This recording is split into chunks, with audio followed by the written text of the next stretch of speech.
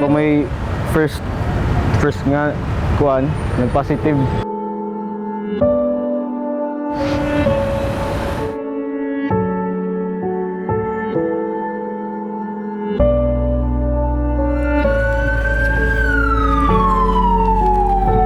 Kanang makaluya sad nga dili kataga murag ang recognition mo, murag wala bitaw ninyo. Batot pa sa akong kauban, kani iyahan ning quota, we are the frontliners among the frontliners. Yeah. So kami gigkuha kuan na. So mao na akong gikuan nga. Murag di less na bitaw ang recognition, pero okay lang.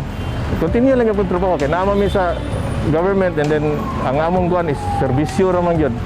Wala man ning politika, serbisyo ra gyud ta.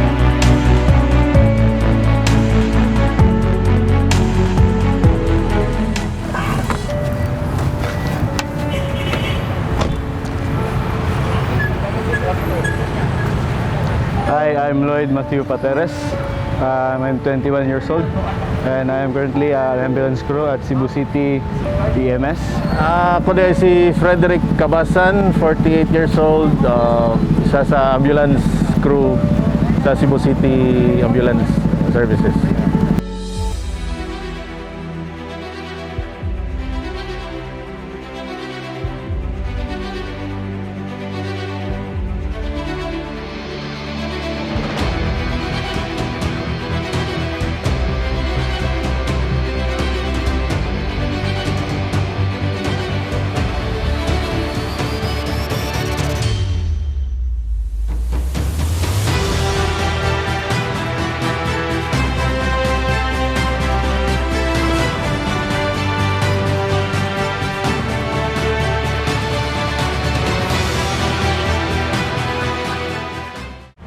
Ako ga-expect nga mo day mahitabo day nga magkuha dimi og COVID patients nya until such time grabe lisod na mong kinabuhi nya also ga-expect nga dili dimi pwede makauli sa amo for how many months nga mga gwanta nya kapoy nya di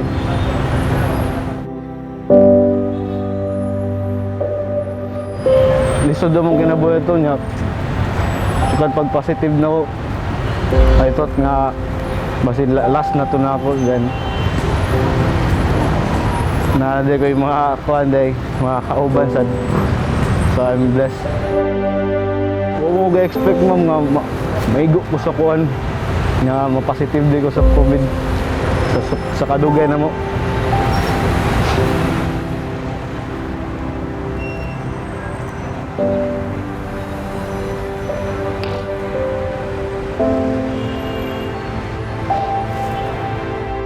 Actually ma'am, ang katunga time is abi na kog normal lang nga sipon, mga kalibang, ilanat.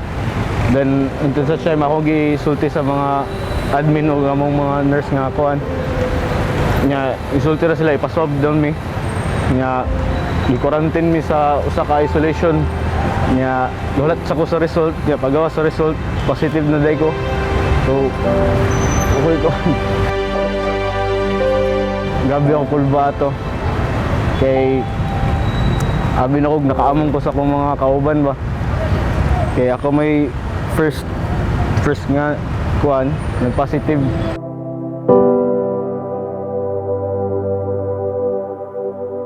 Ang una to is upat ra mi ka buok. Then nagkadugay, nagkadaghan mi 22 mi ka buok. Then na-down na niya ang ambyo diri sa EOC. Wala na ilaing ambyo mga kan mo tong nag-hire sila laing ambulance driver.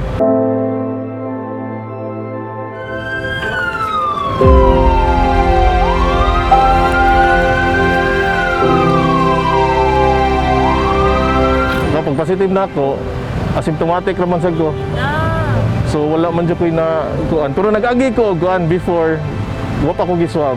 Nadyo koy fever nga cough nga na bitaw. I know nga kaya nako. Pero naman ko'y parents nga senior citizen, so nga sometimes mo adto ko dito, mo visit ko ngadto ba.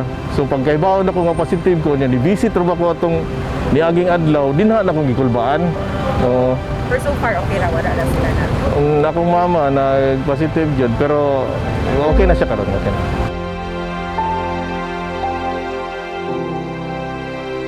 Pag first pa lang katong wala pa'y kuan, kaya wala pa'y kaning wala pa gi kuan bitaw, katong naghakot pa mi katong gi-lockdown pa ang airport nga gi kuan ang mga passengers, gi quarantine pa. Wala pa mi PPE ato. Oh, nya katong mga pasyente nga nag-positive na di ay amo lang to gipanghatod sa ilang balay nga na ba. Oh, kay nag-home quarantine raman to sila. So mao ra to nya pag I think March or June gipa-PPE nami. Dito na murag na feel na mo nga murag kuyaw na gini gani ana bitaw. Pero mo to as I said nga continue lang yapon sa trabaho. Bahala nag ano sa kung say madangatan.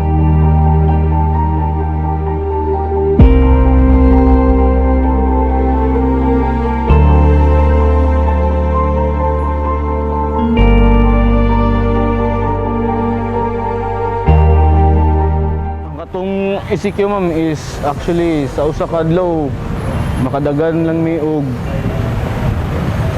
6, 7 or 8 runs a day. Nya ang kanang runs ma'am, especially ang usa ka run mag-take siya og 4 to 8 hours. Nya dugay sa kakaon, nya ang PPE perting inita, mga gwanta mi. Nya di man sad pwede hubuon kay wasa ta ka ba unsay mga kuan sa pasyente. So ni nga nakakapoy ma'am. Makatugpar abot rami diri sa among IOC ma'am, mga kadlawon siguro nga na before madawat ang patient sa hospital.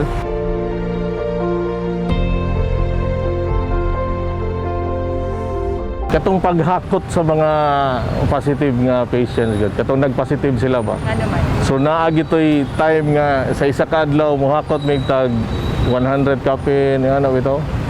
So gikan sa buntag hantos gabi niya magsulob kag PPE nga perting inita nga walay hubo-hubo. Moto usay lagi mag-struggle na ka og ginhawa kay di na man gyud makuan kanang usay ani abot nimo hospital matanggong pa ka kay di man nadawaton dayon. Oh, so maghuwat jud ka. So mo na among struggles sa kuan jud katong time nga katong peak jud sa kuan sa COVID jud.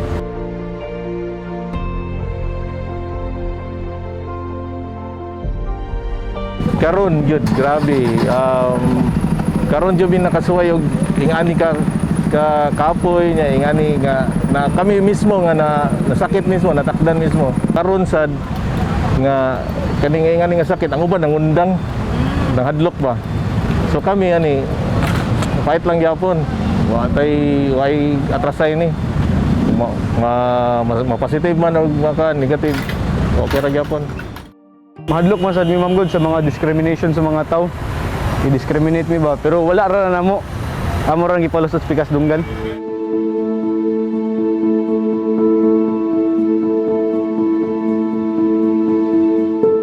Kay basta love di mo imong trabaho, murag nag-enjoy ka. So kana nindot sa kay paminawon bitaw kanang pasalamatan kasi mo natawangan. Nindot jud kay na paminawon jud. Kanang simple thank you lang. Nga imong natabangan sila na murag gaan kay sa imong kuan ba. Oh.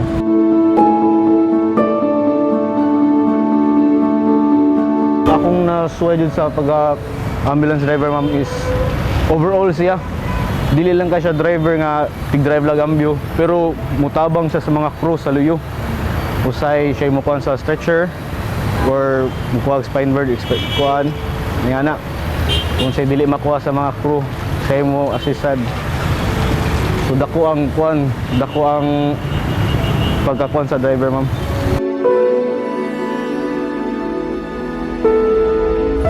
Kung COVID patient ma'am is wala di mo sakay sa tubangan.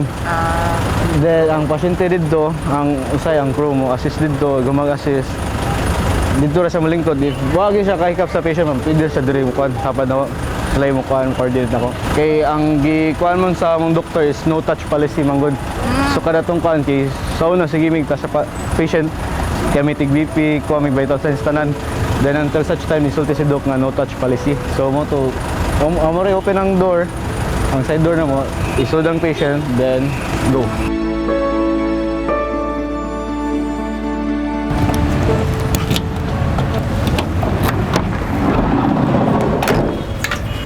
So mauna siya ang sulod sa mga vitals. BP, pulse oximeter, o body temp. Nga kani for sugar ni siya nga kuan. Akong nakakuha ng training ma'am is basic life support or BLS. Basic first aid and advanced CPR nga kuan training. So kani nga kit is for medical.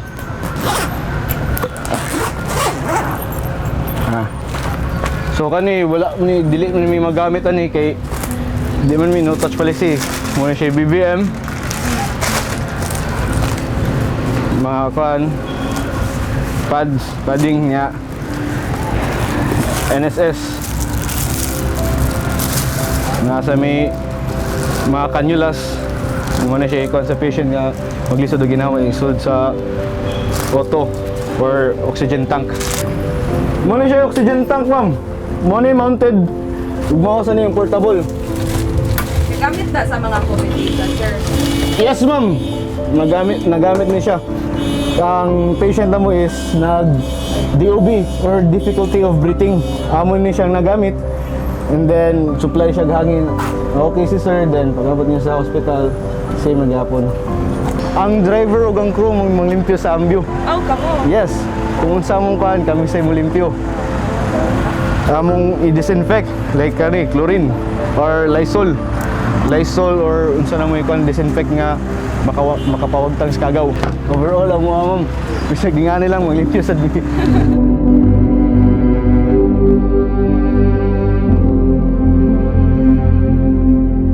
So man siya ang blinker sa ambyo. Muna siya kuan sa siren. Same ra gyapon sa is nga normal ra nga ban. Kaya mo na siya ikuha mong mura siya ito sa kuha mo. Hello. Ako masulti sa mga driver is if makadungog mo og siren, malayo man gani or kuan, give way lang ta. Kay di sa takabaw mga kuan, emergency ban or dili, basta give way lang ta. Kay iwas disgrasya tas mga kuan.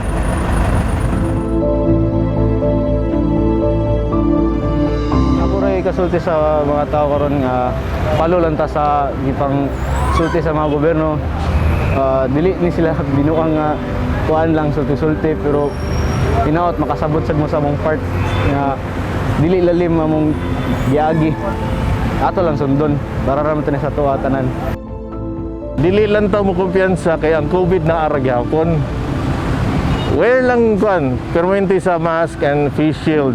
Kana lang yun, and then manghugas lang kita sa kamot after bisag naggunit-gunit tag bisag asa. Hugas lang yun kay bisag asa ra bata mo gunit sa atong kamot atis mata basay sa kuan. So careful lang kita, careful.